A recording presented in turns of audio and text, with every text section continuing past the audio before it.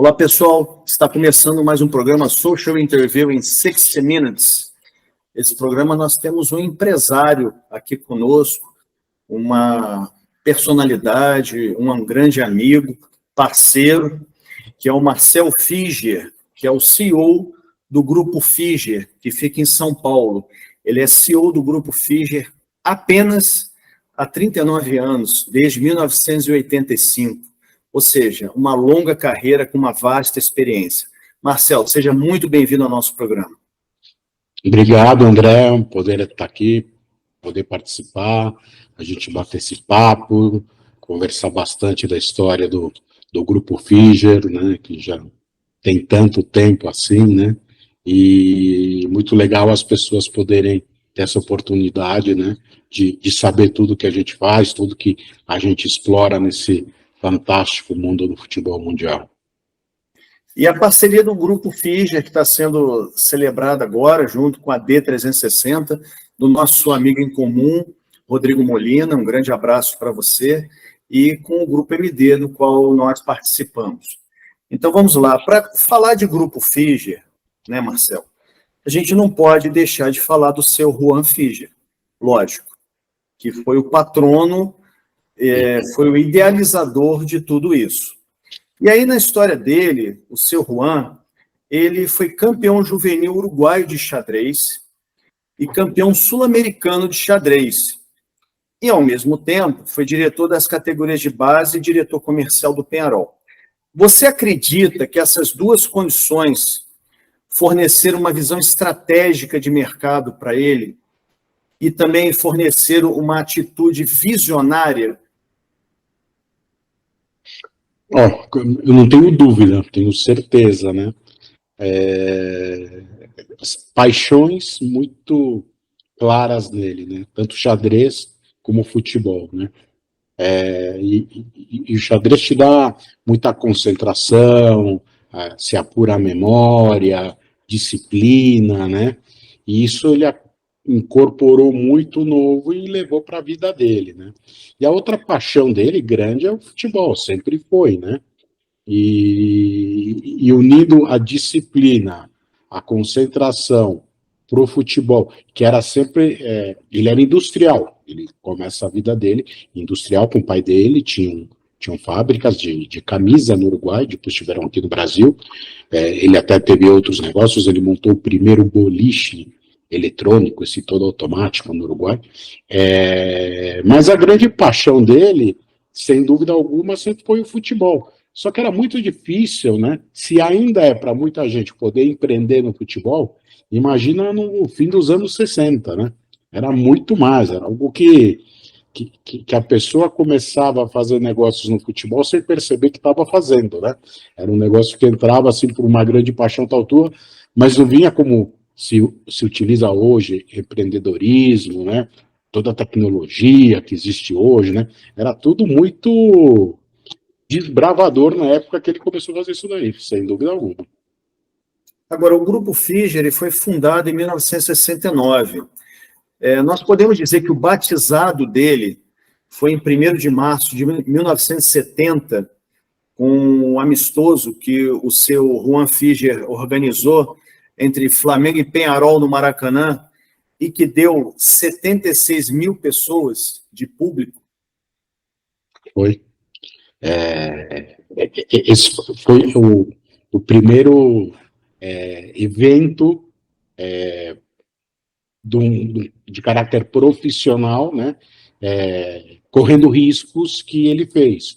Porque antes disso, quando ele era diretor no Peñarol, né, não era um cargo remunerado, né, era algo que ele fazia por paixão, né. Esse evento esse jogo amistoso no Maracanã, já foi algo que ele resolveu já correr o risco do negócio, né? De ter essa adrenalina de dar certo ou não dar certo, tal, tudo, mas é o start, né? Que teve um jogo amistoso naquela época, levar uma quantidade de público assim, era uma coisa assim, bem difícil. Foi algo maravilhoso, né? Que ele não tinha uma expectativa tão boa assim.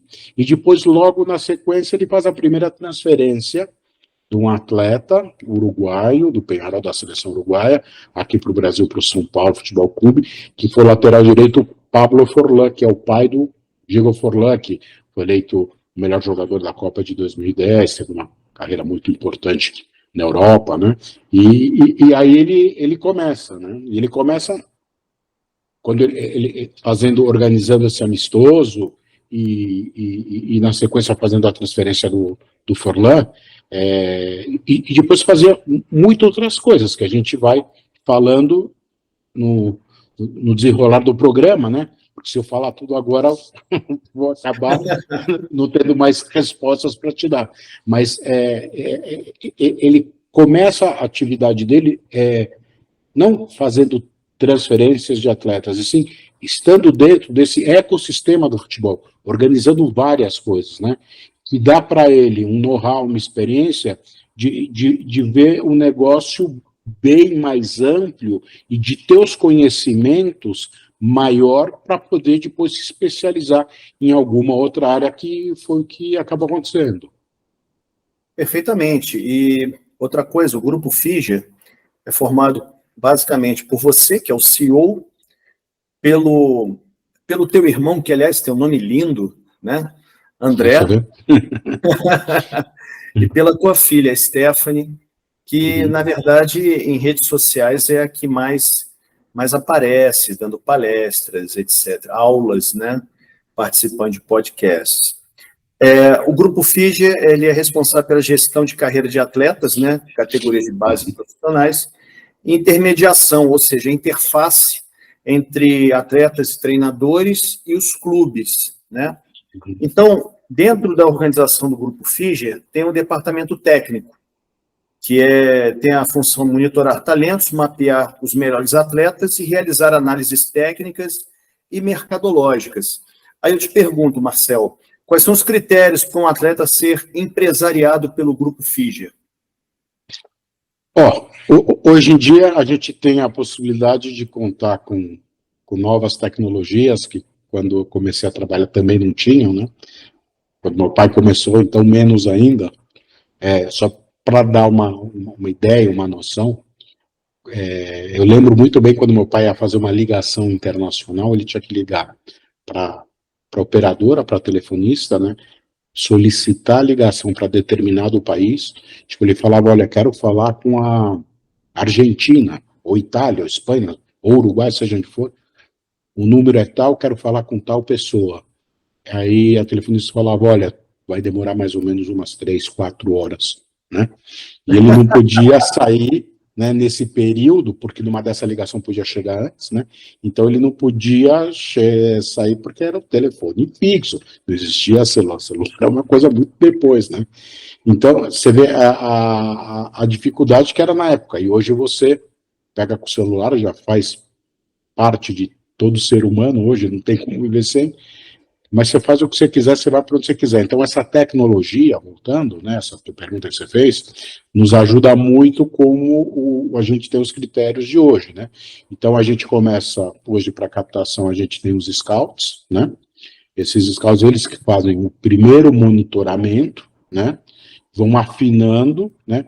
O que a gente busca? A gente busca atletas, né, que tenham um destaque de uma qualidade técnica interessante para poder desenvolver uma carreira nos clubes importantes, principalmente no Brasil, né? Então, entender que ele pode, com o tempo, chegar num clube grande e se desenvolver, jogar nesse clube. Então, a gente vai buscando a primeira coisa principal é a qualidade técnica, que é a primeira coisa que a gente procura.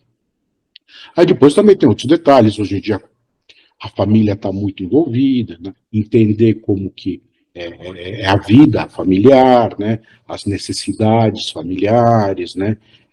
Toda a logística que tem que ter com o menino e com a família para ele poder fazer esse percorrido. Então, tudo isso vai também tendo um peso, um grau, né, para poder avaliar o quanto a gente pode desenvolver esse talento. Perfeito. E o Grupo Fischer também é organizado em mais 4 setores, né? 4 departamentos, além do departamento técnico que eu falei, departamento comercial, negocia ou renegocia, a celebração, alteração ou renovação de contratos de trabalho, formação desportiva ou transferência. Departamento administrativo e financeiro, jurídico, elaboração e análise de contratos, e departamento de comunicação e marketing, que gerencia a imagem e reputação do grupo. Aí, em relação ao departamento comercial, em relação a contratos, né, e também departamento jurídico, a partir de qual idade o atleta normalmente assina um contrato? Olha, os regulamentos estão mudando, né? Cada vez a FIFA vai alterando essas condições, essas possibilidades, mas quando o menino já está num clube independente, um clube profissional, que disputa um campeonato oficial, já ele pode ter um contrato de formação, se os clubes são clubes de formação, da idade que o menino chegar. O contrato profissional, sempre o primeiro foi celebrado aos 16 anos, agora está tendo uma mudança para 14 anos, né, que é a partir da vontade do clube em querer fazer o contrato, né.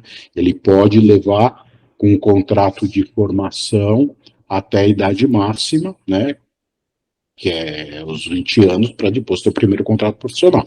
Mas, normalmente, eles acabam fazendo esses contratos antes, tá? Aí, por exemplo, na época que eu comecei a trabalhar, era diferente, era o contrato só tinha um amador, né, e o profissional não tinha o contrato de formação, né, e a gente que criava o próprio contrato, tirando o contrato federativo, para fazer aditivos ou contratos de transferência de um clube para o outro, éramos nós mesmos que redigíamos e criávamos o contrato. Com o tempo, começou a existir advogados com uma especialização no direito esportivo, principalmente no futebol, em regulamentos e transferências. Então, hoje, quando você tem especialistas mais preparados para fazer esses trabalhos, você acaba tendo uma parceria com eles, tanto na parte para elaborar o contrato, a negociação vai ser sempre feita por nós.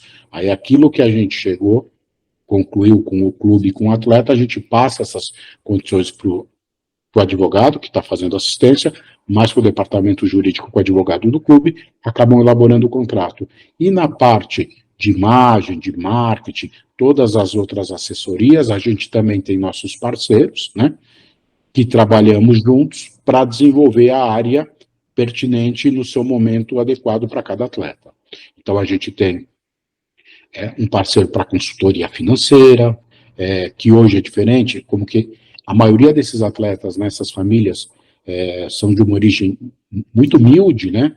E quando começa a entrar os primeiros recursos, é normal que eles queiram realizar muitos desejos e sonhos que sempre tiveram. O que a gente via? Que passava o tempo, o atleta sempre estava com dificuldades financeiras, né? E no pós-carreira, em pouco tempo, a dificuldade crescia muito. Então, hoje em dia, a gente já tem um parceiro financeiro que ele vai ajudando, vai passando principalmente para a família o que deve ser feito com os recursos que vão entrando, para quando ele terminar de jogar, ele viver como uma aposentadoria própria de rendimentos que os recursos que ele teve na carreira e não sair gastando de uma maneira exacerbada, né?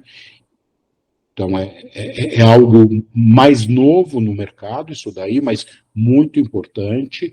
Depois, hoje, com tantas mídias sociais, né, mudou também a comunicação, né, no mundo. Então, eles começam a ter também uma comunicação, a gente busca uma assessoria de mídias sociais, e tudo vai colocando dentro de um ciclo, para ele ter o ciclo completo para desenvolver, para ele estar mais tranquilo, para desenvolver treinamentos, jogos, se aperfeiçoando e assim tocando, né? Quer dizer que o Grupo Fischer se preocupa com uma abordagem holística do atleta extracampo, como Sim. educação financeira, como a postura em redes sociais. Sim, sim, tudo. A gente, hoje em dia, algo também que hoje é muito importante, é a parte mental, né? Então, a gente vai vendo todas as necessidades. Tem clubes muito estruturados que arcam com várias situações, que têm vários departamentos e está à disposição do atletas. Tem clubes que já não têm todos esses departamentos, de repente a gente tem que prover de alguma maneira alguma necessidade para os atletas e para a família, né? Hoje, tem uma coisa que no mercado aconteceu quando o meu pai começou a fazer, ele fazia intermediação, transferências de clube, ele não representava o jogador, né?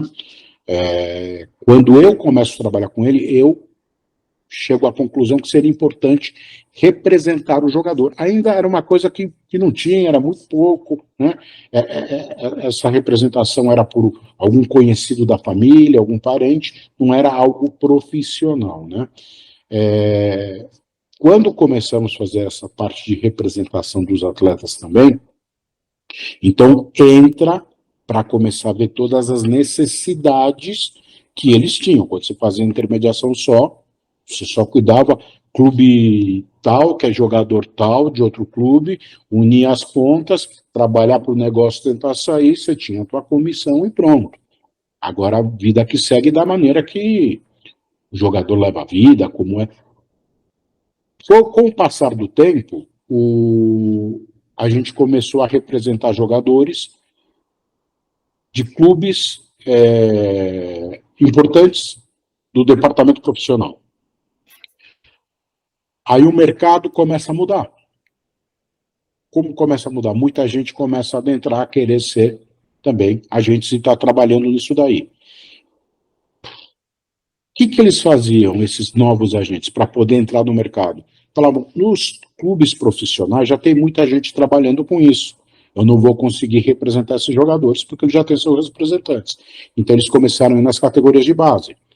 Nos juniores, que hoje é sub-20, sub-18, sub-17, e aí descendo, juniores, juvenil, infantil, à medida que ia ficando lotado cada departamento desse com agentes. Então os novos agentes iam em categorias cada vez mais baixas. Quando você começa a baixar as categorias e ir para menores de idade, você não negocia com o jogador, você tem que negociar com a família, afinal ele é menor de idade, né? Então aí entra essa situação da família estar à frente e continuar depois à frente do negócio da gestão conjunta, entre aspas, né, que o agente acaba fazendo com o jogador por intermédio da família. Quando a gente trabalhava no começo com isso daí, a negociação, as tratativas eram sempre com o jogador. Quando ele era casado, participava no máximo a esposa dele, e parava por aí, né? Então você vê que essa figura da esposa foi substituída pelo pai, né? A maioria das vezes, né? Tem algumas vezes que pode ser o tio, pode ser alguém mais preparado, até a mãe, né? Mas pela faixa etária que a gente vê hoje jogadores com agentes jogadores que se dizem jogador tem 10, 11 anos de idade, né? Não entender, é uma criança, tem que ter vida de criança, tem que aproveitar isso daí, mas é impressionante como é encarado pela família como algo já num nível assim de estrutura profissional, de treinamentos e tal, e eu sou contra, né? Eu falo, não, deixa ele ter a vida de criança agora, porque depois ele não vai ter, essa fase vai passar e vai ser bom para ele. Mas isso daí são as situações que mudaram de uma época para outra e como ela é hoje, né?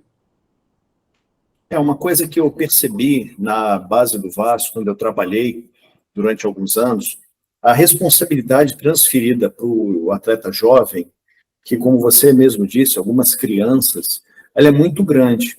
Só que, na época, eu não conseguia enxergar, talvez por uma miopia minha mesmo, essa transferência dessa responsabilidade para a família.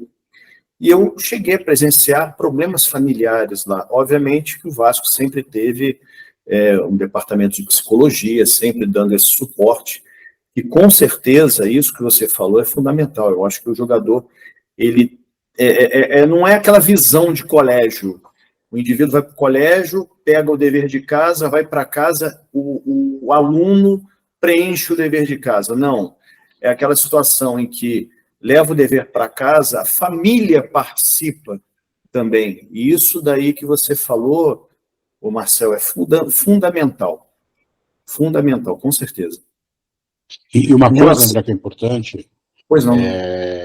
por exemplo, você tem essa relação com os jogadores com a família e com os jogadores, que eles vão tendo um certo destaque e aproveitamento alto, né?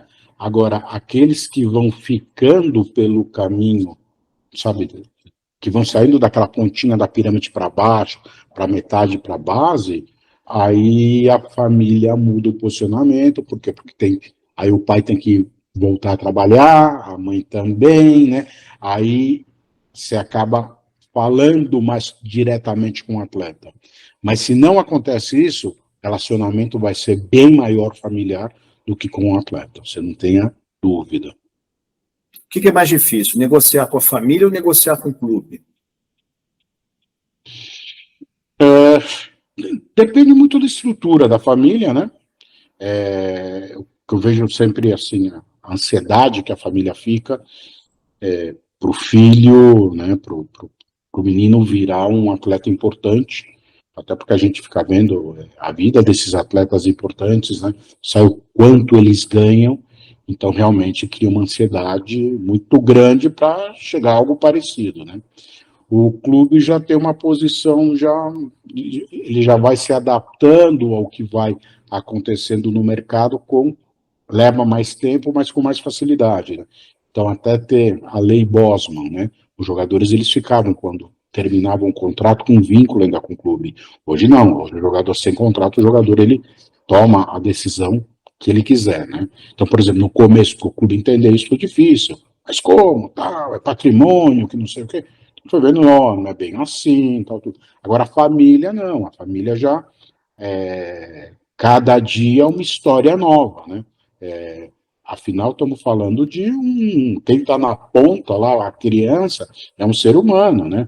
Que um dia está bem, outro dia não está bem, começa a ter esse fardo nas costas que ele não percebe porque não tem maturidade, mas com o tempo começa a ver o quanto ele acaba sendo o provedor da família com pouca idade, sem maturidade alguma, então é mais difícil. O clube já tem hoje em dia já tem muitos profissionais que estão trabalhando, o futebol está numa transformação, né?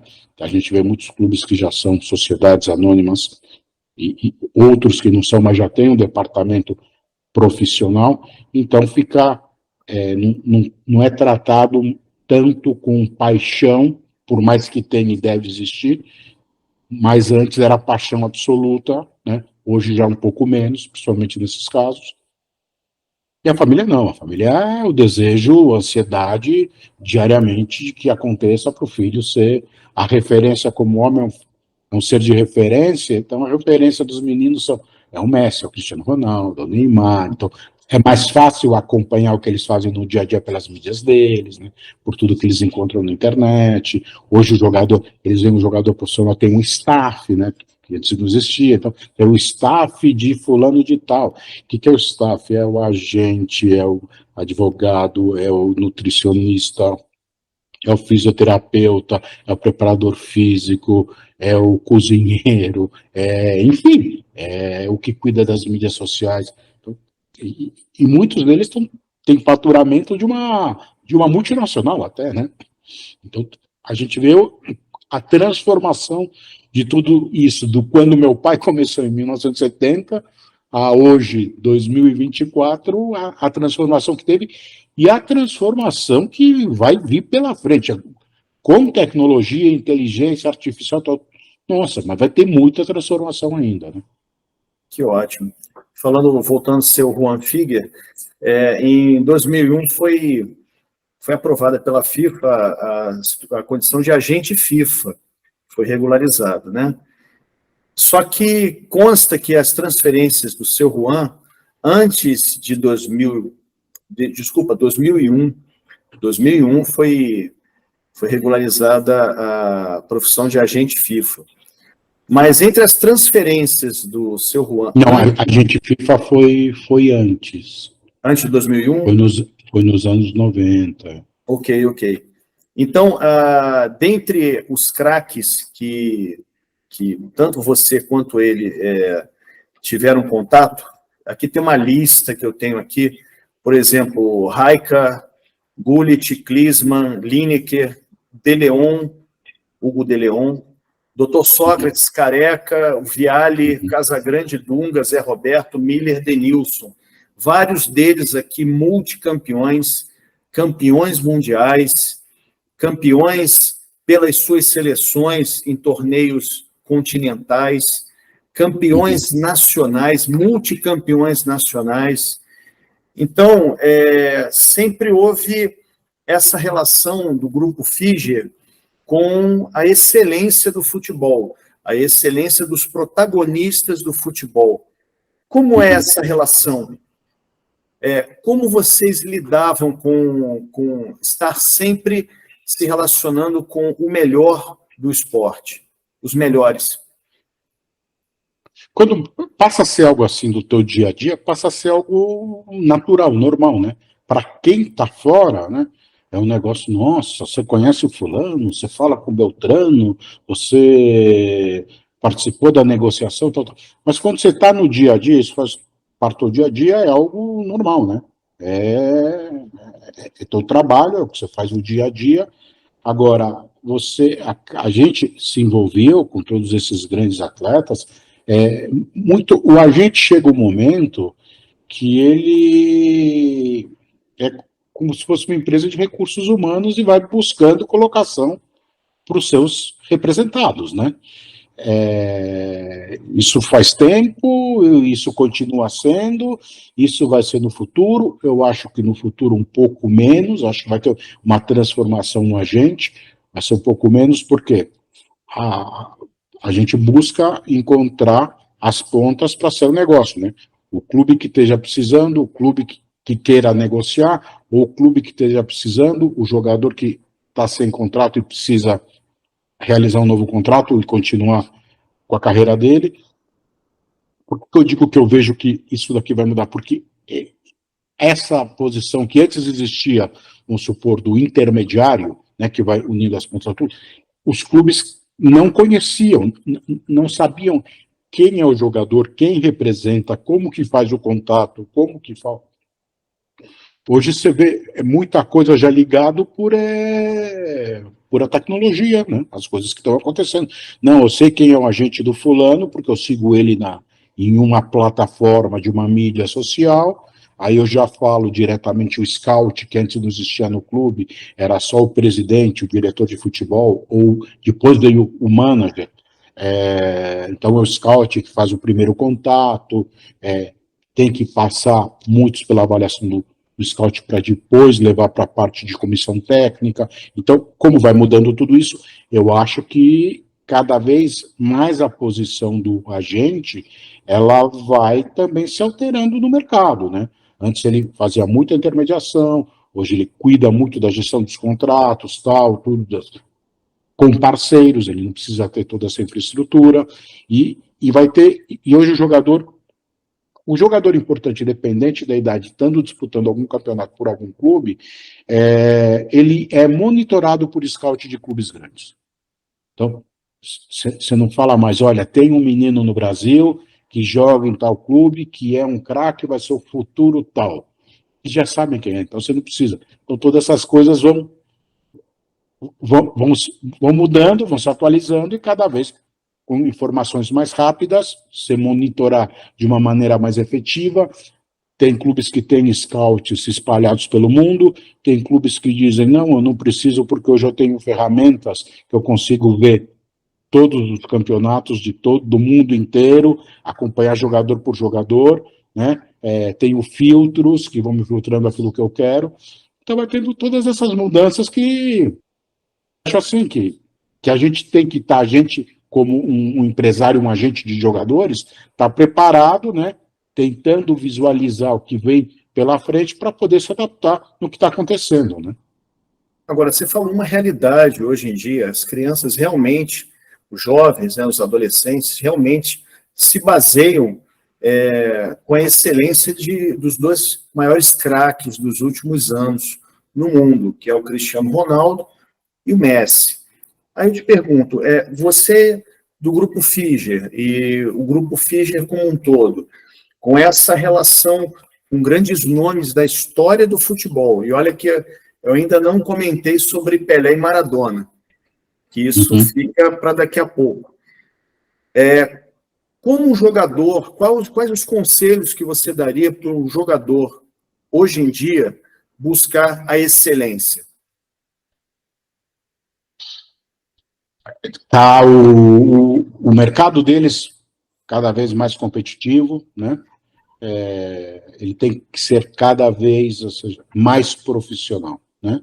Então a gente vê hoje a importância que tem a qualidade do sono para qualquer pessoa. Então imagina para um atleta que depende do desempenho físico, né?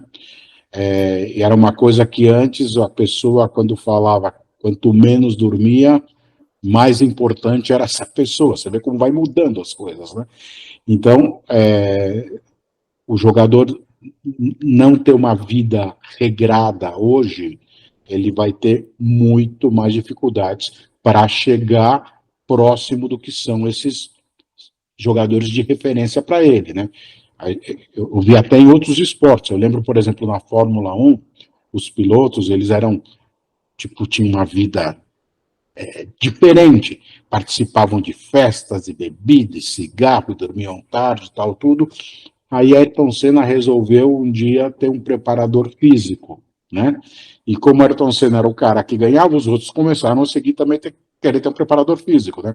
E você vê hoje os pilotos de Fórmula 1 têm uma vida super regrada. Acabou aquele negócio de noitadas, de festas, de bebidas, de comida. Não, é isso, é comer isso, é ter nutricionista, é o fisioterapeuta, preparador físico, hoje uma pessoa para cuidar da parte mental, dormir bem, ter um sono reparador.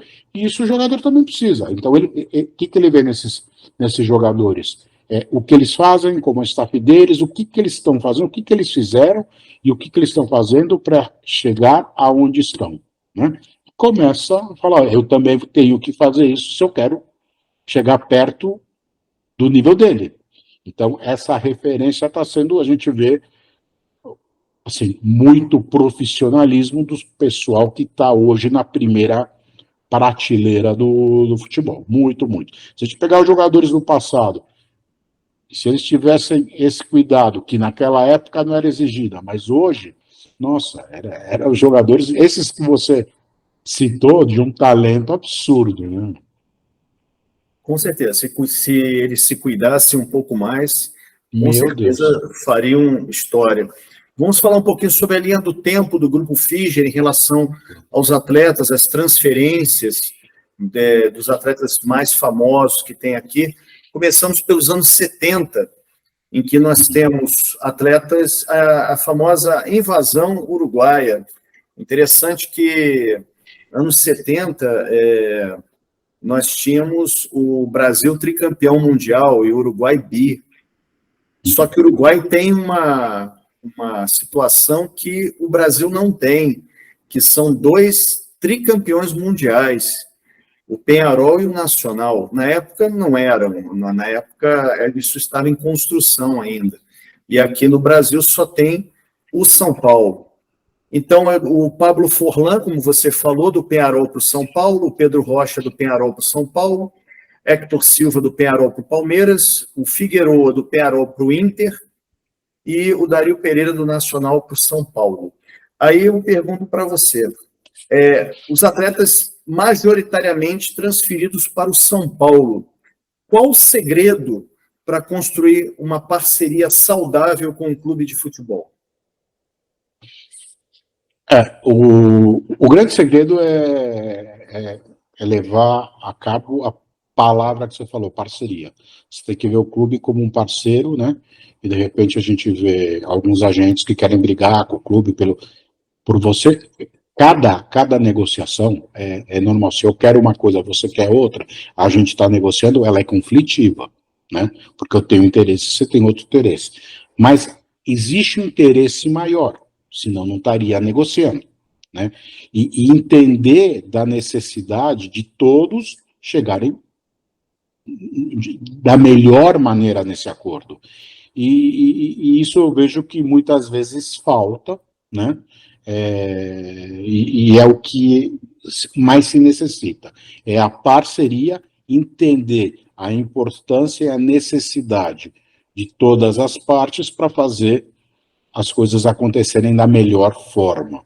Mas uma coisa importante que você citou também sobre os clubes, né? Os clubes uruguaios, né?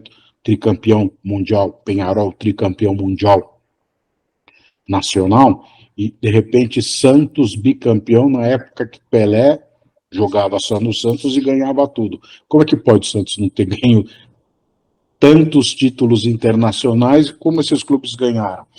Porque a maior receita dos clubes na época que o Pelé jogava, hoje a maior receita é os direitos de televisão, de mídia, né? Antes era só televisão, quando era plataforma de TV aberta, aí começou cabo, pay-per-view, streaming, então hoje a gente mudou por qualquer tipo de mídia, né? Mas naquela época a maior receita era a excursão, porque não se via, ou seja, não tinha televisionamento desses campeonatos. E o campeonato do Brasil para o exterior, então, impossível. Só que todo mundo queria ver o Pelé, né? Então, o Santos, ele abria a mão de jogar a Libertadores para fazer jogos amistosos no mundo, para arrecadar recursos, para poder, inclusive, pagar o Pelé, né? E para poder ter um elenco competitivo. Então, não existia aquela necessidade que tem hoje de querer ser campeão da Libertadores, campeão intercontinental, campeão mundial. Não, era diferente. Era querer manter os jogadores, era ter o clube competitivo, principalmente ganhando aqui os campeonatos regionais, eram os campeonatos que tinham as maiores rivalidades, né? Os clássicos, né? Era Flamengo, Fluminense, Vasco, Botafogo, e São Paulo, Corinthians, Palmeiras, Santos, o Grenal, o Atlético e Cruzeiro, Bavi, enfim, vários, né?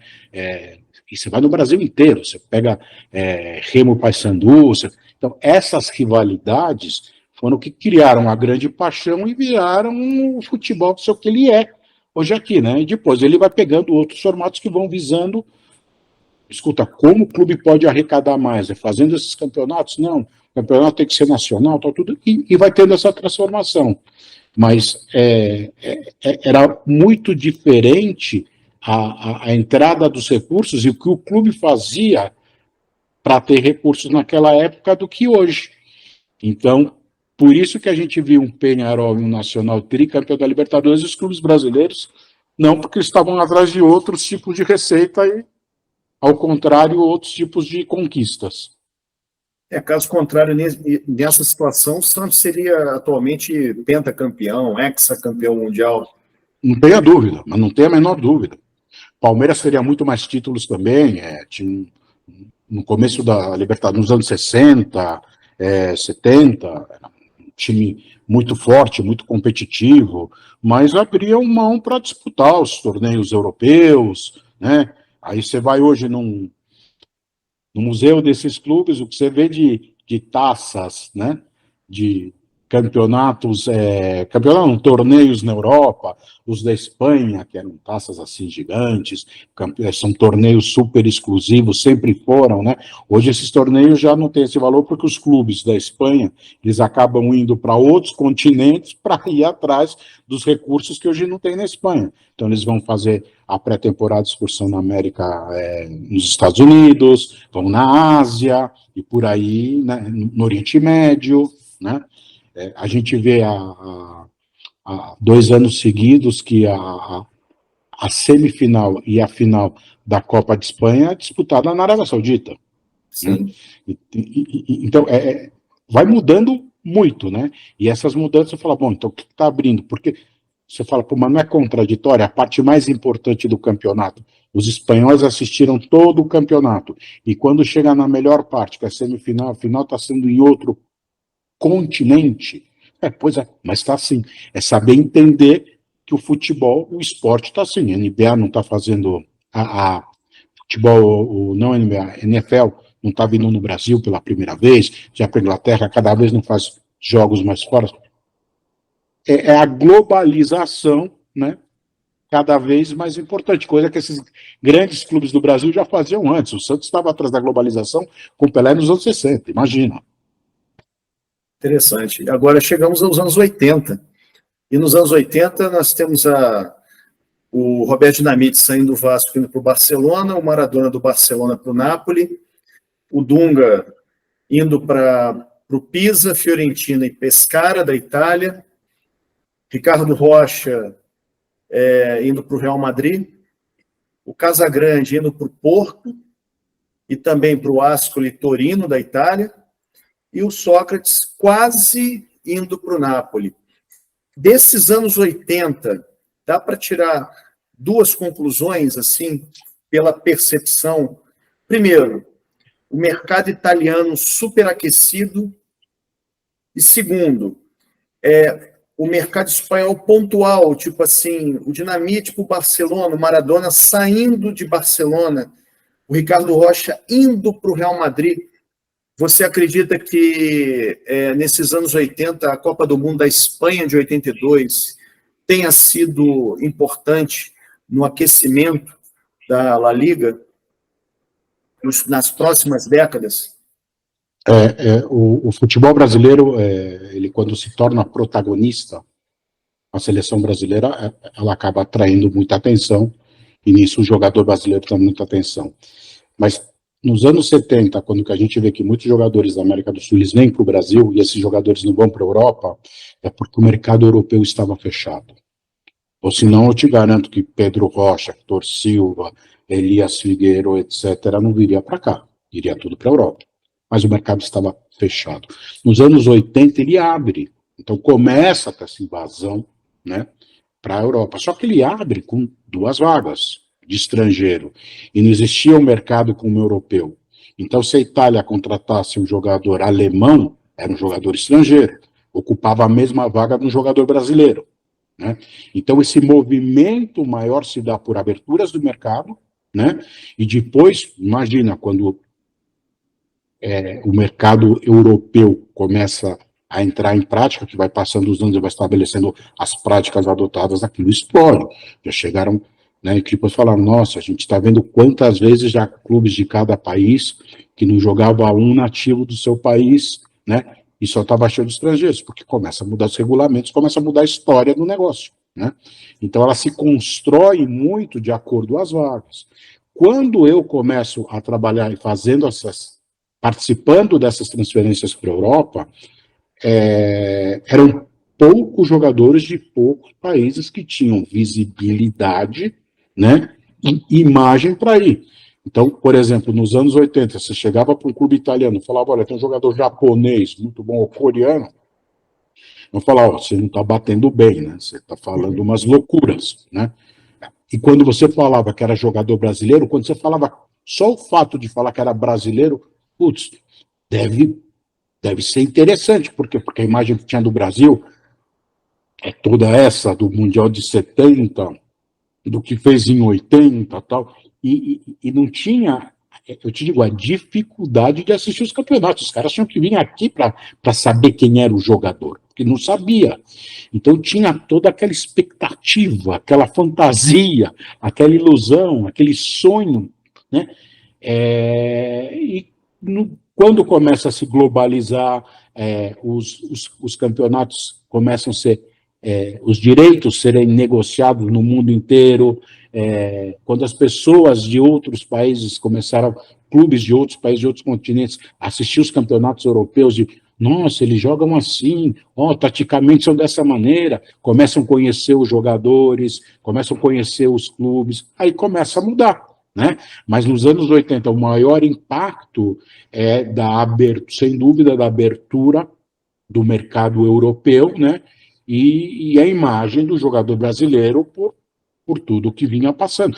Você vê quando a liga profissional, a J-League do Japão, ela começa, nos anos anteriores, já estavam lá Oscar, Zico, assim, vários jogadores brasileiros. Quando começa o primeiro ano, eles já estão lá, né? Então, é uma coisa que vem com o tempo antes de começar o profissionalismo em alguns países. Mas a abertura do mercado para estrangeiro é o que favorece, facilita e dá oportunidade dessas primeiras transferências importantes e o negócio começar a acontecer. No caso do decreto Bosman, né, em relação à União Europeia, que você está falando, ou seja, cada clube reconhece que não existem estrangeiros em países que participam da União Europeia. É como se fossem nativos do próprio país. Olha que impacto isso. Sim, absurdo, sim. Absurdo. E depois isso vai para outros países dos outros continentes. Aqui era chamada Lei Pelé, porque Pelé era o ministro dos esportes no governo do Fernando Henrique Cardoso, né? Depois ele até ficou incomodado porque mudaram tanto a Lei Pelé depois que ele saiu do ministério, que ele falava, poxa, não devia mais chamar Lei Pelé, que ficam falando Lei Pelé, e o Pelé não está mais lá, né? Mas essa mudança que começa pela Europa, os clubes estavam zero preparados. Não é que, olha, vamos preparar, então vai ser assim, o primeiro... o ano que vem é isso, daqui 2 anos isso, daqui 3 anos isso, daqui 5 anos, então tá valendo. Não, começou da noite pro dia. Uma liminar que o advogado do Bosman conseguiu, um juiz deu, nem foi liminar, foi uma sentença, acabou, é isso. Né? Que era uma coisa óbvia, se você pensar, o primeiro atleta que fosse na justiça, evidente que o juiz ia falar, não, você tem o direito de trabalhar onde você quiser, você não pode... não vou usar o termo escravo, mas você não pode ficar preso a uma legislação que não te deixa trabalhar, você não pode ganhar dinheiro, você não pode sobreviver. Perfeito. E aí, nesse caso, se você tem atletas que têm dupla nacionalidade, por exemplo, um atleta aqui na América do Sul com nacionalidade europeia, ele teria mais facilidade de trabalhar no mercado europeu? No começo foi sim, com certeza. Ainda é importante, mas não é determinante.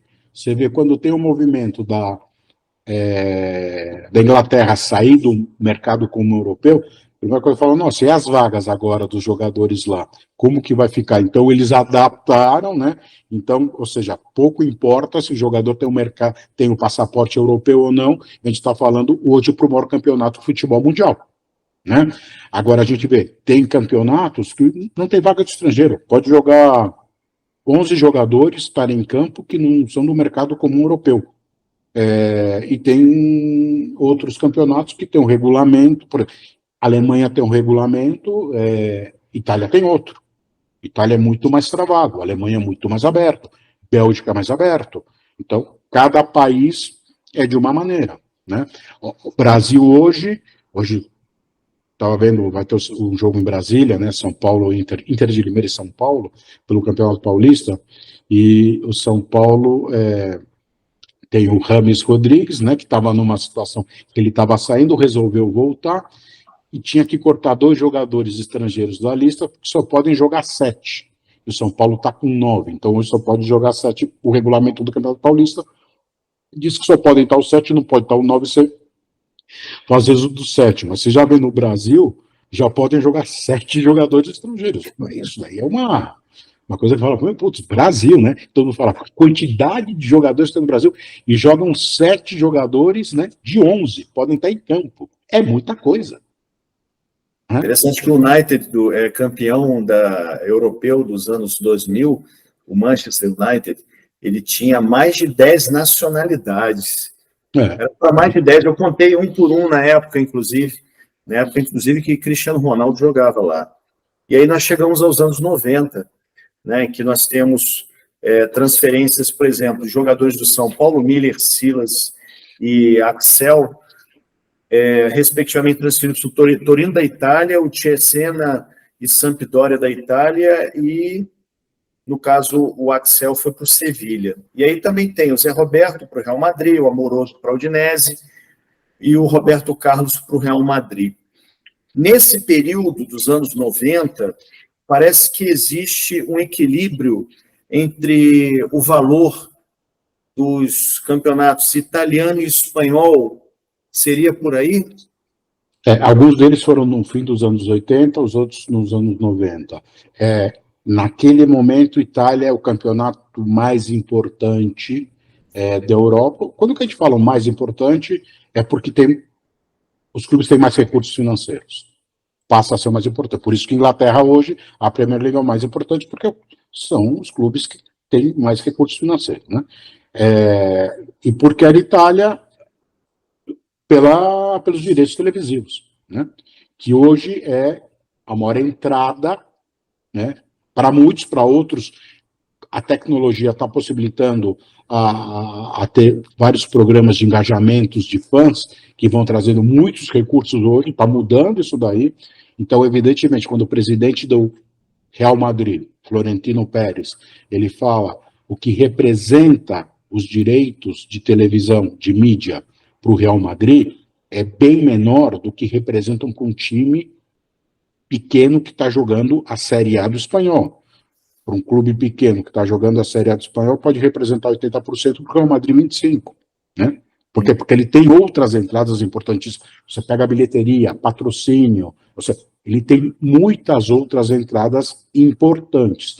Então, naquele momento, Itália era que tinha o direito de TV aberta, melhor negociado da Europa e do mundo, então era o maior mercado. Depois passa para Espanha, a Itália começa a ter problema, vem para Espanha, né? A Alemanha chegou um momento a ter bastante coisa, aí depois a Espanha pagou tanto. O clube, na minha opinião, quanto mais recursos ele tem um poder maior de endividar-se, né? Como a maioria não está para, inclusive, não os clubes sem fins lucrativos, os clubes empresa também, eles não estão para fazer distribuição de dividendos para os seus acionistas. Tudo que é arrecadado é reinvestido, certo? A valorização para quem é dono da ação é a valorização da ação um dia que ele for negociar, mas não é retirada de recursos, ao contrário, eles colocam cada vez mais recursos, né? Que se você vê outro mercado, ele não funciona dessa maneira, né? Então, isso é que impacta na receita dos clubes, que eles vão fazer assim, não, agora eu tenho recursos para contratar as maiores figuras do mundo. E nos anos 90 foi, no fim dos 80, começo dos 90 foi Itália. Por isso teve essa leva tão grande para a Itália. Perfeito. Agora, nos anos 2000, tem o Alex saindo do Parma para o Fenerbahçe, da Turquia. O Vanderlei Luxemburgo, vocês tiveram até essa negociação do Vanderlei com o Real Madrid. Primeiro técnico a ser técnico de uma grande equipe europeia.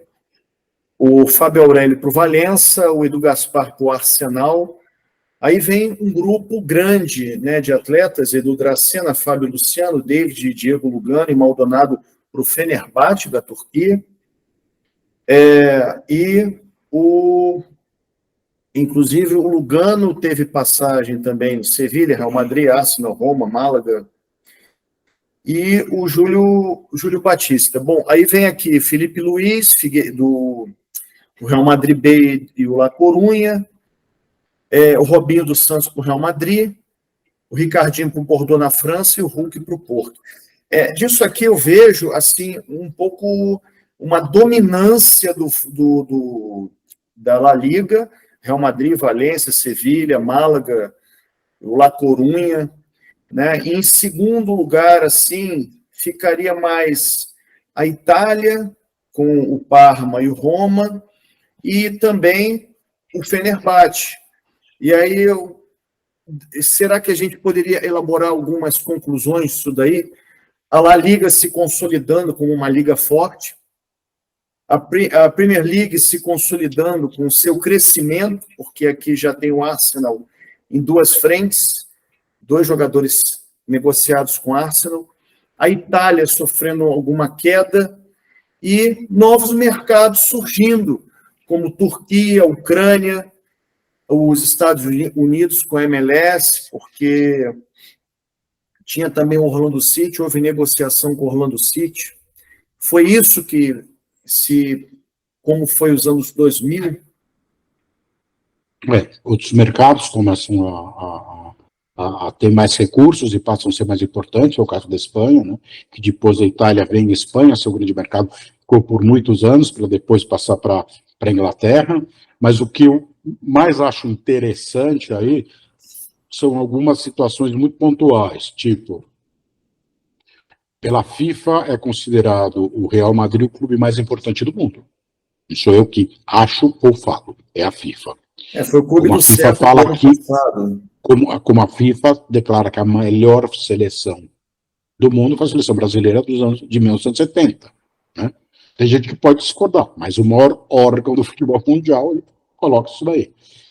E a gente vê que o clube mais importante do mundo pela FIFA, a gente conseguiu levar um treinador brasileiro para dirigir. Isso é um fato, assim, é muito impactante. Né?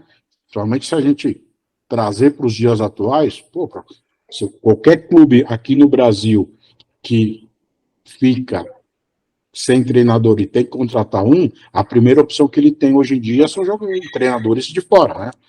Ou de Portugal, muito pelo idioma, ou da Argentina, porque está aqui do lado. Né? Então, é um novo momento do treinador brasileiro que, com certeza, vai voltar, vai se preparar, vai se capacitar melhor e vai voltar o que era antes, sem dúvida alguma, se capacitando. Né?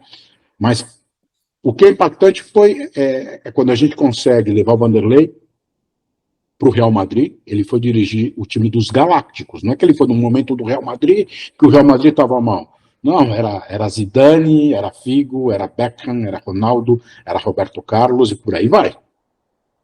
Num momento importante. E outra coisa muito impactante, quando a gente leva o Alex para o Fenerbahçe.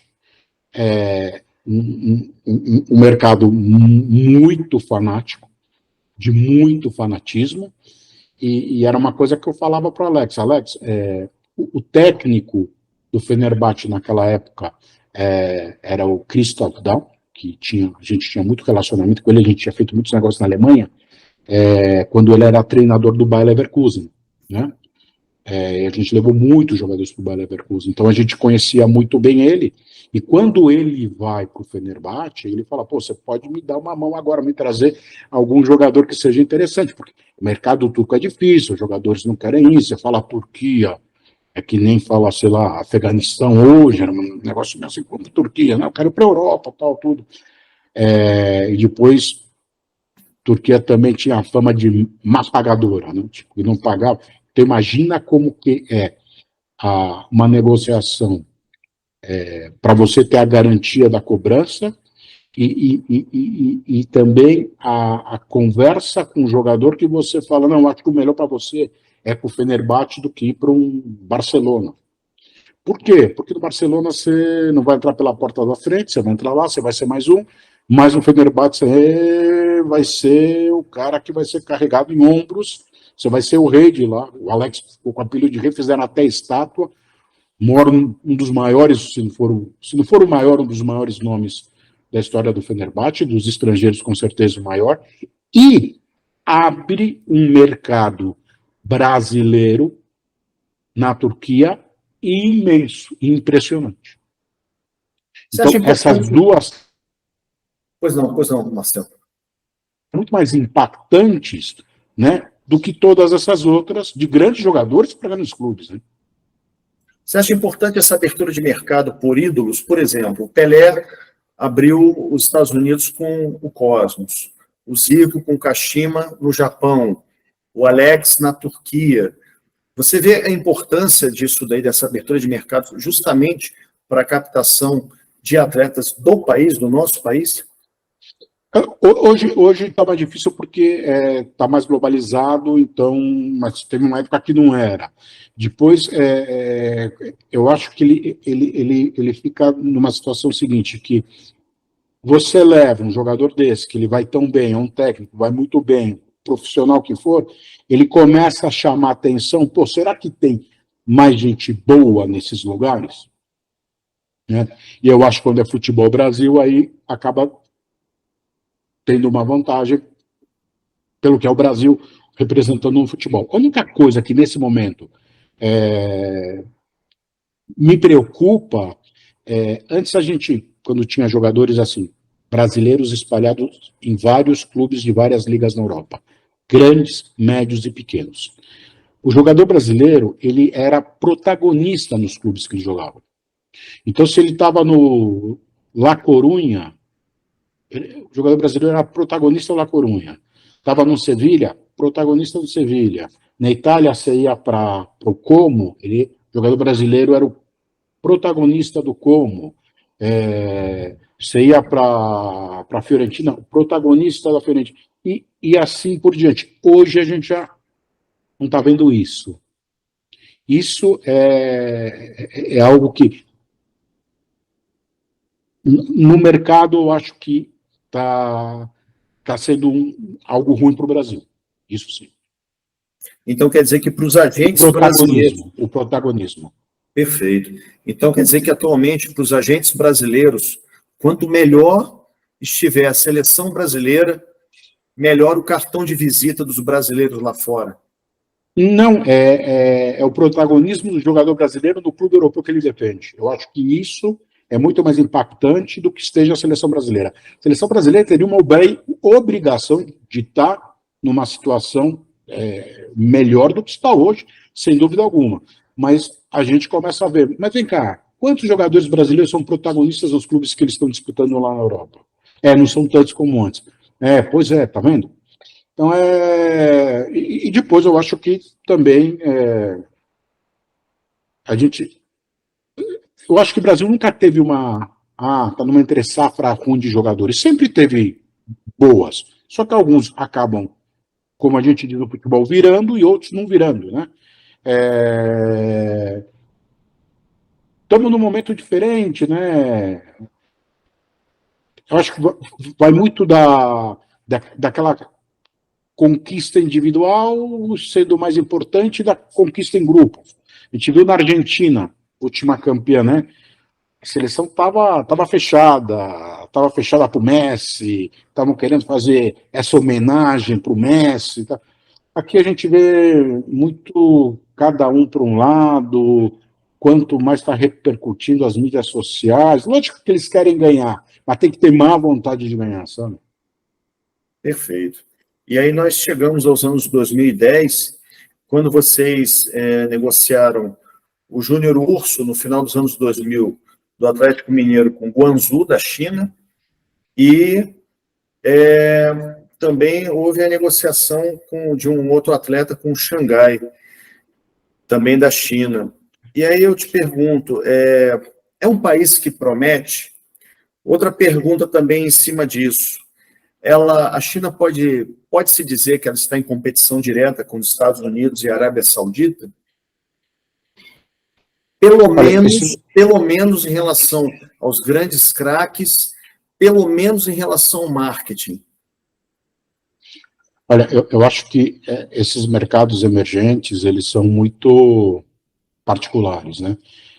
Quando o presidente, né, na convenção do par anual do Partido Comunista Chinês, ele coloca futebol dentro das prioridades do governo, dá um boom do futebol lá na China. Todos os empresários queriam fazer coisa com futebol porque era uma prioridade do governo, né? Aí foi uma loucura.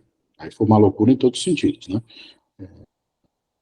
Jogadores que valiam 10 sendo negociados por 30, clubes que valiam, empresas que valiam X sendo negociados por 5X. Aí o governo pegou e falou, não, para aí, e botou numa área cinzenta, deu uma travada. E o futebol está crescendo, está se desenvolvendo lá, sim, mas eu acho que um mercado você vai construindo ano após ano, né? E não, assim, de repente, a gente sabe que a Arábia Saudita, o pessoal gosta de futebol? Gosta de futebol. Para ser uma das ligas mais importantes do mundo, não por ele, é porque o governo está injetando dinheiro, né? E você vê outros países que têm ligas importantes, é porque o negócio gira pela quantidade de gente interessada no futebol, né? Pelos fãs dos clubes, pelos fãs das ligas, né? Então isso não existe em países emergentes, tem que ser construído, né? Aí falavam, quando fizer uma Copa do Mundo, depois fica um legal. Então a gente viu na África do Sul, terminou a Copa do Mundo, não aconteceu nada. Na Rússia, terminou a Copa do Mundo, não aconteceu nada. Catar terminou a Copa do Mundo. Então, agora vai ter uma Copa já anunciada para a Arábia Saudita. Até lá, com certeza, o futebol vai estar com um nível financeiro alto, mas depois não sei o que acontece. Diferente quando você pega o fanatismo, a história e o histórico dos grandes clubes da Itália, Espanha, Alemanha, Inglaterra, é completamente diferente, né? Aqui os clubes existem pela quantidade de fãs que tem. É o que eu digo, o Corinthians, o Flamengo, o São Paulo, o Palmeiras, o Vasco, eles são o que são pelos torcedores que tem. Né? Sim, E isso naturalmente. nesses países que estão para desenvolver ainda falta um pouco mais para isso. Um pouco mais não, falta muito para acontecer. Pode um dia chegar, mas não por enquanto. Em Mas teoria, como negócio, para jogadores, para gente, tal, tudo, é bom negócio. Por quê? Porque estão com dinheiro, estão investindo, estão fazendo grandes contratos, né? Então, evidentemente que você não vai ignorar isso daí. Mas qual que é o futuro disso daí? É até o governo falar, não tem mais. É diferente, desses outros mercados que eu estava te falando. Que tem é vida própria, né?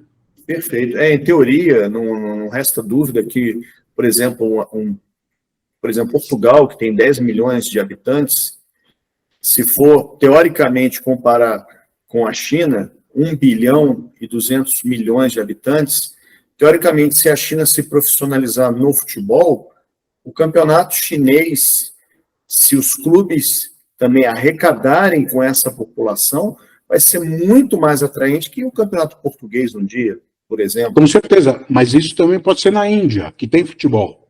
Mas para criarem clubes, para esses clubes terem torcedores, torcedores que hoje assistem o jogo no mundo inteiro por um celular, campeonato, jogo de que quiser. E esse torcedor ter esse fanatismo por esse clube, esse torcedor passar no futuro para um filho, para um neto, leva tempo para construir. É isso que eu estou dizendo, né? Agora, ele tem um dinheiro importante nesse momento porque tem alguém colocando. Então, por exemplo, o governo está colocando. Então, ele está importante porque os jogadores estão fazendo contratos muito altos, transferências estão sendo feitas em valores muito altos. Então, é um mercado financeiro que você não vai desperdiçar. Mas, por outro lado, você sabe que não é o mercado consolidado. Para consolidar um mercado do futebol em países emergentes, vão décadas. Vão décadas, sem dúvida alguma. Tem que ter isso. A gente está falando desses clubes europeus, todos centenários. Mais até centenários, né? Centenários já estão ficando do Brasil. Né? Já somos do Brasil. Eu Exatamente. imagino o tempo que precisam esses outros mercados terem clubes, sabe, não digo centenários, mas chegar à metade do caminho, né? Para começar a falar, não, o mercado pegou. É muito cedo para falar quando tem um governo injetando, você sabe, se o governo tirar isso daí, o futebol para lá. Perfeito. Falar um pouquinho sobre Pelé, rei do futebol, em 2000 considerado o jogador do século pela Federação Internacional de História e Estatística do Futebol, melhor jogador do século pela FIFA, atleta do século segundo o Comitê Olímpico Internacional, único jogador tricampeão mundial em Copas e, em 77, recebeu o título de embaixador mundial do futebol.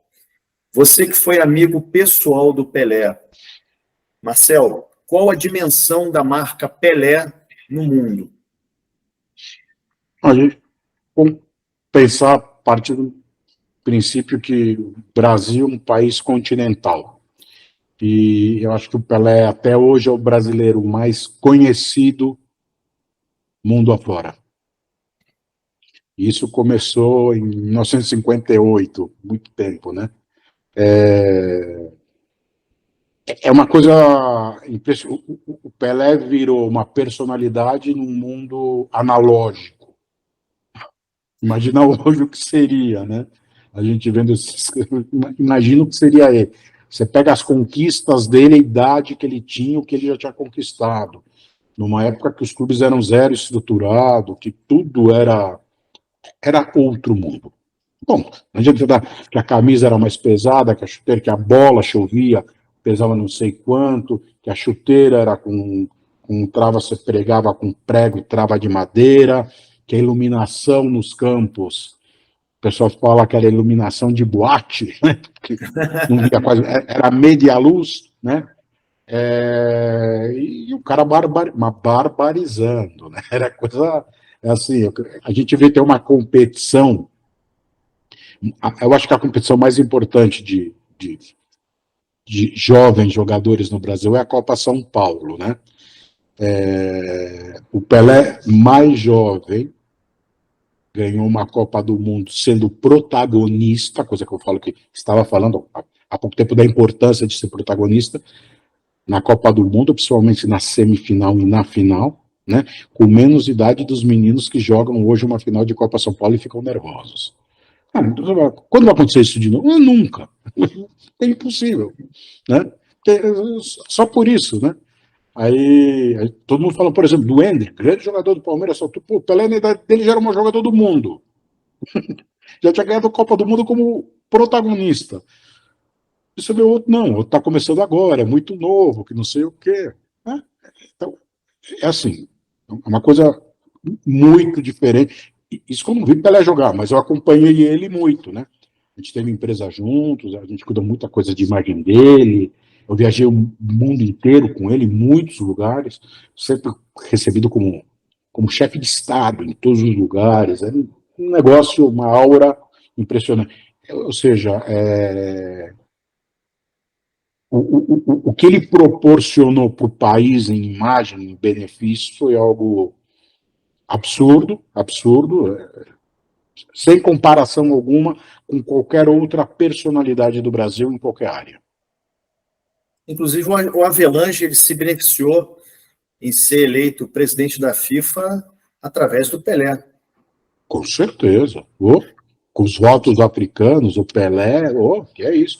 O que Pelé representava o futebol, não o Brasil. Pelé representava o futebol mundial. O Santos parou guerra para ver o Pelé jogar. Porque era o que eu disse no começo do Santos, né? Ninguém conhecia o Pelé, ouvia falar. Então o Santos excursionava o mundo inteiro e aí as pessoas iam ter oportunidade de ver Pelé. Não tinha noção quem era. Aí o cara ia lá nesses jogos de exibição amistosa, só que fazia 5 gols, fazia 7 gols, barbarizava, né? Barbarizava. Né? Eu muitas vezes viajei com ele, ou sem ele, e as pessoas sabiam do relacionamento que a gente tinha, então falavam assim, meu avô quer te conhecer, porque ele viu o Pelé jogar uma vez, aquele quer te contar, o cara fala, foi uma das maiores emoções da minha vida. Né? Isso você escutando na Colômbia, na Itália, no México,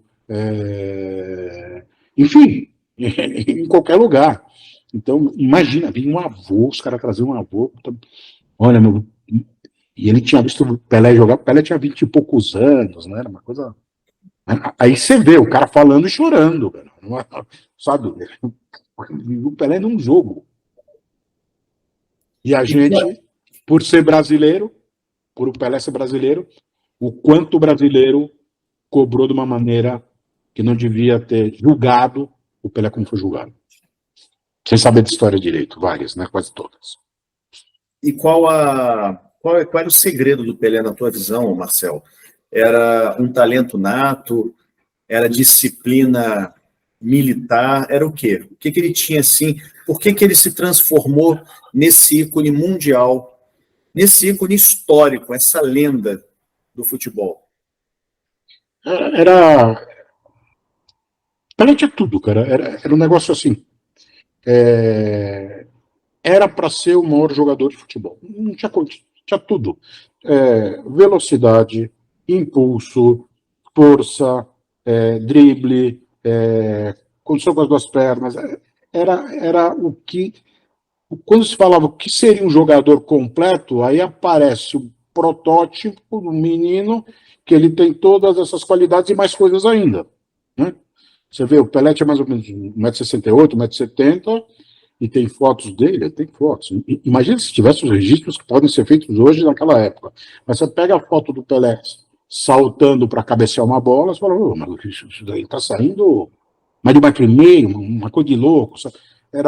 E você falava para ele, vem cá, como você conseguiu trabalhar para ter essa impulsão? Não, se usava naquela época, chamava forca, que deixava a bola pendurar, a gente passava lá, subia e cabeceava. Então, foi uma coisa natural, super natural dele. Imagina a preparação física naquela época. Eles subiam e desciam arquibancada, eles pegavam uma barra com 2 baldes, enchia de cimento e fazia supino. Não tinha, não tinha a tecnologia de hoje, não tinha os equipamentos de hoje. E você vê, o cara, o que eu digo, a chuteira que eles usavam era de couro, era trava de madeira, que botava tipo com um prego. Então tinha muito jogador que no fim do jogo tirava o pé, estava sangrando, que os pregos pegaram. Né? Imagina hoje, jogador que eu vi agora, o jogador foi para a Alemanha, acho que o Dudu, né? Para tirar um molde na Adidas, que é a fornecedora de material dele, porque as chuteiras estão incomodando o pé dele. Não digo que ele está errado, né? Mas, cara, imagina que era usar aquelas chuteiras que usavam aqueles caras naquela época e o desempenho que o cara tinha, né? Então, por isso que eu digo, se o Pelé tivesse nos dias de hoje, né? Mas que 1.300, ia fazer 3.000, ia sabe ser umas barbaridade atrás de barbaridade, né? Foi uma coisa surreal, não vai acontecer, não vai ter outro, né? Podem ter muitos, assim, muitos jogadores importantes para a sua época, mas com o histórico dele, com a idade dele, as coisas que aconteceram, tal, tudo. Pelé é uma explosão genética, sabe? Quando todos os genes do pai e da mãe só pegou os positivos, não teve nada negativo. Então foi uma coisa assim, foi uma coisa surreal. E depois um cara cativante, simpático, né? Ou se não fosse, também teria parado de jogar, ninguém queria saber dele.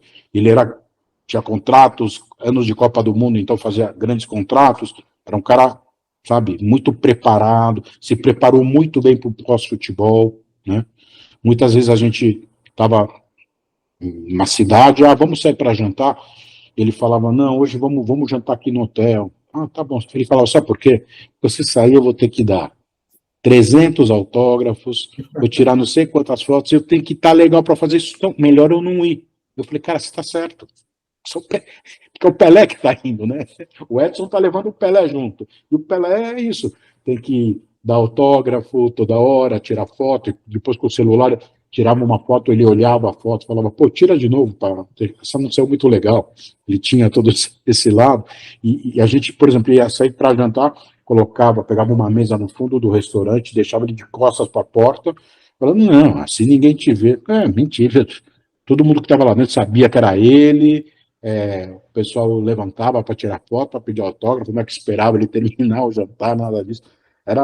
E o cara falava, bom, tá vendo, eu sei que eu não vou jantar, né? Faz parte da minha vida isso aí. Eu falei, isso está certo, tá mais do que certo. Marcel, desde já eu já te convido para um programa para nós conversarmos exclusivamente sobre o Pelé, as histórias aí que você tem, nossa, centenas delas, e também aproveitando a oportunidade hoje ainda, falar sobre o Maradona também, que você conviveu muito próximo ao Maradona. Maradona foi o melhor jogador do século XX pela FIFA, pelo voto popular, mas o terceiro em relação a especialistas. Obviamente, se ele foi o terceiro em relação a especialistas, o primeiro foi O rei. O rei. Melhor jogador do mundo da FIFA de 86, campeão do mundo da Copa do México de 86. E eu vi Maradona jogar, pessoalmente. Eu vi na Copa América de 89 que ele mandou uma bola no travessão do gol do Uruguai. Lembra? No meio de campo. No meio de campo. Não sei se foi em Goiânia ou foi no Maracanã. Não, foi no Maracanã. Maracanã. Ele aposentou a camisa 10 do Napoli. Ele está no Hall da Fama do futebol italiano. E ele, em 2000, foi eleito o 5º melhor jogador da história pela Federação Internacional de História e Estatística do Futebol. Eu vou te perguntar, quem é melhor, Pelé ou Maradona? Pergunta óbvia, né? Não, mas aí é indiscutível que é Pelé. O que eu estava falando, o Pelé tinha todos os conceitos, todos, era muito completo como atleta, né? O Diego não, o Diego era canhoto, era um jogador diferente. Agora, Maradona, um gênio, né?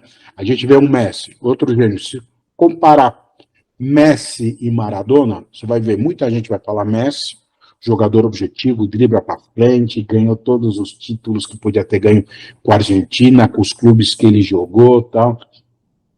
Mas o Maradona é o conjunto da obra, né? Daquele negócio, né? Tem uma religião na Argentina de maradonianos. Eu acho que o futebol proporciona muito isso, né? Maradona foi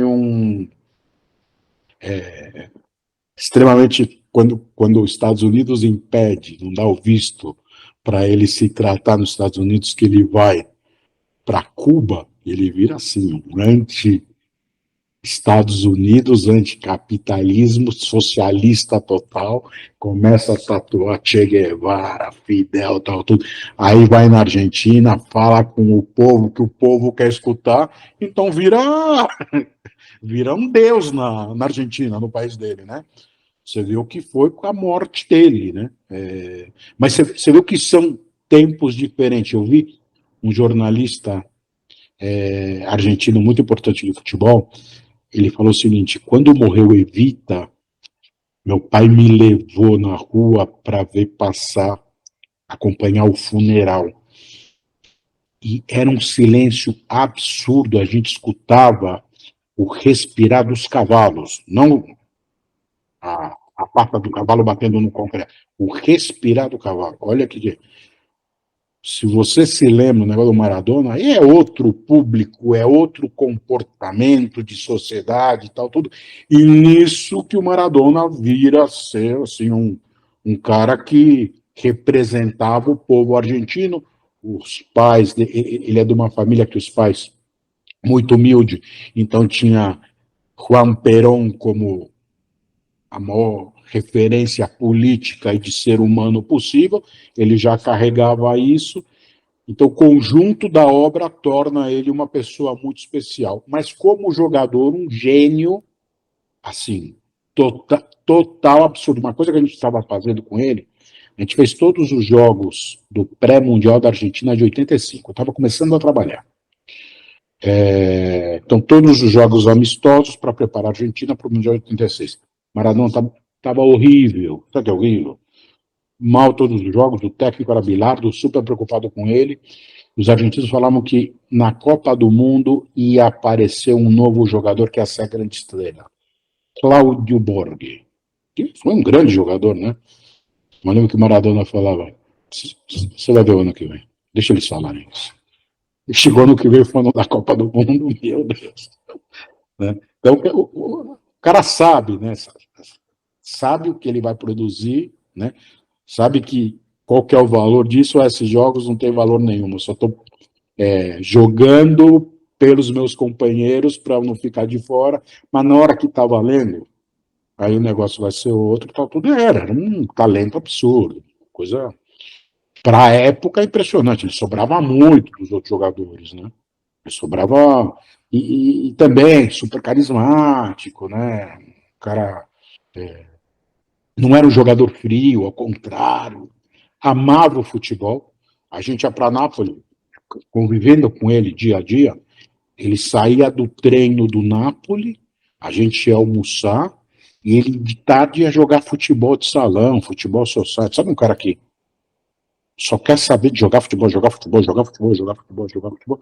E depois, se ele não passa, não tem os problemas pessoais que ele teve, principalmente os problemas de droga, tal, tudo. Tem até uma entrevista dele, ele fala: imagina se eu não uso cocaína, você já imaginou que jogador eu seria? E realmente, se ele tivesse hoje uma vida como tem um Messi, um Cristiano Ronaldo, imagina um cara desse, né? Aonde não poderia chegar.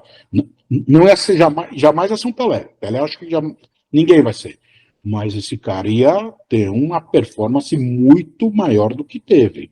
Muito maior do que teve.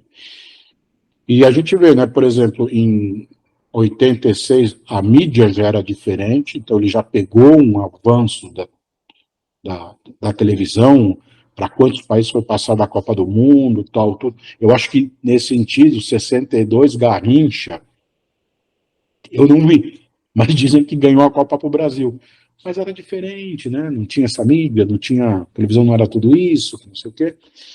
Mas o que ele fez em 86, eu acho que ainda não vimos um jogador, né, ter uma performance como individual, como foi do Maradona em 86. Digo de 86 para cá, né?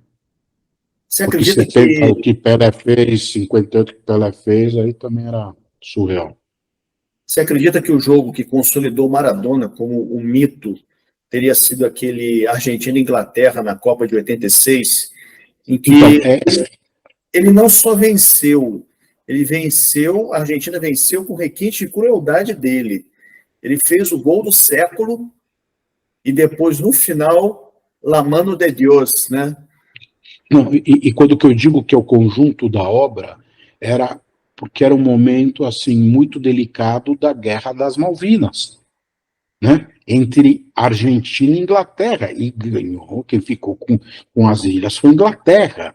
Quantos soldados morreram? Imagina, preparo zero. Inglaterra chegando com aqueles navios, aqueles porta-aviões, não sei o quê, os argentinos morrendo congelado, tendo que amputar a perna, porque gangrenava, porque congelava no mar. Olha o preparo de um, preparo do outro. E nesse momento tem um jogo que quem perder está fora da Copa. E aí ele faz um jogo, dois gols antológicos, né? Um gol com a mão e o outro gol que sai do meio de campo de todo mundo. Fazer isso numa Copa do Mundo é difícil. Com um adversário que para eles aquilo lá era vencer o teu inimigo. Então, e na sequência depois a Argentina para curar foi campeã. Porque podia ter o próximo jogo e a Argentina ter saído fora, ia se falar desse jogo, mas você ainda coroar tudo aquilo. Então, ele tinha muito esse conjunto da obra do Maradona, que eu acho que o argentino, imagina como ele sentiu. A gente vê mais no aspecto dos gols que ele fez, da picardia, né, da mano de Dios, tal. Mas para o argentino tem um peso diferente, concorda? Por essa relação, pela guerra que eles estavam vivendo. Então, o Maradona é muito isso, né? Então, tudo isso para o argentino tem um peso diferente e tem que ter, né? E deixou o cara assim como a maior figura do futebol argentino. E eu tive a sorte de ter convivido com ele e com o outro, imagina, né? Não, fantástico. Você é um privilegiado, isso daí não tenha dúvida. Privilegiado. E com certeza você já está convidado para o próximo programa para a gente poder secar um pouquinho mais esse assunto, que isso daí é do interesse de todos nós. Você, Marcelo, como empresário, como CEO do Grupo Figer, há 39 anos, ou seja, 39 anos no mercado, com a grande experiência e contando com toda a sabedoria e o conhecimento que o teu pai, o seu Juan Figer, também passou para você, com certeza, e também como gestor de clube, que você também tem experiência no assunto, eu te pergunto, Marcelo, como nós podemos gerir clubes no Norte e Nordeste aqui do Brasil? A coisa que mais me encanta no futebol é ver o futebol, ver o ecossistema todo do futebol, né? O que ele é importante e o que ele é importante para a população em geral, para aquele que tem o sonho do futebol. Eu digo uma coisa, André, que eu acho muito interessante, é o seguinte, vários garotos querem ser jogador de futebol. Normal, é o sonho, né? Era São Pelé, aí a referência passou a ser um Zico, depois passou a ser um Ronaldo, um Romário, depois passou a ser um Neymar, né, agora o mais novo, e você vê, e hoje ele acompanha mais de perto a vida desses caras, né, o que esses caras proporcionaram para a família deles, tal. Então eles, e a parte de gostar de futebol, né, ter essa paixão pelo futebol, tal, tudo. Só que desses todos que tentam ser jogador de futebol, de repente só 1% consegue. E desse 1%, só 1% desse 1% consegue jogar em clubes profissionais. Mas o que eu penso é o seguinte, de repente o cara, se tiver num ambiente do futebol, o que ele gosta é o futebol. A primeira opção pode ser jogar futebol, mas é o futebol. Então, quando você vê o ecossistema e você vê o futebol, neste momento, muito tarde, se profissionalizando no Brasil, mas pelo menos começou, a gente já vê uma liga que vai ter o ano que vem, os clubes que estão se profissionalizando, vai ter muita demanda de gente para trabalhar. Né?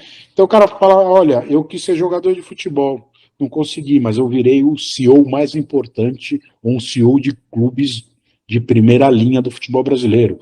Eu virei um treinador, eu virei um preparador físico, um nutricionista, um scout, ou seja, está lotado de funções que ele pode estar nesse ambiente. Então, acho que a força do futebol, né, o que ele pode proporcionar, além, né, de ser extremamente inclusivo, é assim, fantástica. E o Brasil, por um todo, você vê certos locais mais desenvolvidos e outros que ainda têm que ser mais desenvolvidos, né? E o Norte e o Nordeste tem que ser mais desenvolvido que o Sudeste, que o Sul, né? E o futebol ele tem um impacto muito grande para poder ajudar em desenvolver. A gente tem uma política de esporte e o futebol ser o carro-chefe disso daí. Então, a potência dos clubes, eu estava vendo um documentário do Repá, né? Remo e Paysandu, no Norte, né? A paixão, o que mexe aquilo lá, Fortaleza, Ceará, Bahia, Vitória, e assim vai. Cara, tá com um delay muito grande daquilo que deveria estar, e eu acho que é uma coisa que a gente, por conhecimento, né, por ideais, pode colaborar muito em desenvolver isso daí. Perfeitamente. Da mesma forma também, eu te pergunto, como nós podemos gerenciar carreiras de talentos no Norte e Nordeste também? Exato. E tem uma coisa em desenvolver esses talentos, a gente vê, como eu digo, que muito poucos acabam tendo a oportunidade de esse 1% que chega a virar jogador, e desse 1% chega nos clubes profissionais, né? Os outros em clubes bem abaixo, né? Na base da pirâmide, no meio da base da pirâmide. Só que esses 99 que ficam, infelizmente, tem em todas as áreas, né? As famílias ainda acham, não, ainda tem chance e começa a ter muita gente mal intencionada a querer vender ilusões, vender coisas que não existem, tirar recursos, inclusive, de uma família que tem pouquíssimos, né? Então, trabalhar, implantar a seriedade, nesse segmento. Hoje você tem como utilizar diversas formas de divulgar esse trabalho aí, para chegar nessas famílias para falar, não, dá para fazer um trabalho sério, não caiam nessa, esse é o caminho, e a gente está para poder colaborar em todos esses sentidos, né? Em todo o ecossistema e principalmente onde a gente tem um DNA mais forte. Perfeitamente, Marcelo. Infelizmente, nós estamos chegando aqui ao final dessa entrevista, que não será única, claro. Você já está convidado para uma próxima oportunidade. Pelé e Maradona como temas. Opa, essa vai ser legal, hein? E aí eu te falo, quais são as considerações finais?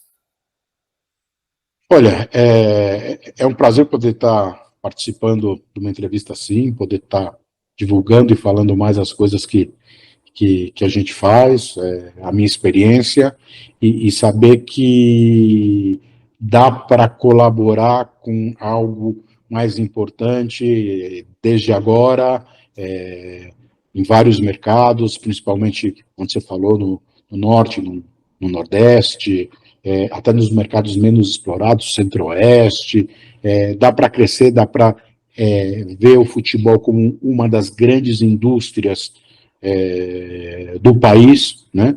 Um segmento saindo do amadorismo, entrando para o profissionalismo e dando muita oportunidade, né? Eu acho que eu quero passar isso como uma consideração final para mostrar para todo mundo que, de repente, não é que se eu não fui jogador de futebol, não tive talento para isso, não posso estar no futebol. Sim, pode estar, né? Tem muita capacitação hoje, cursos de capacitação para isso.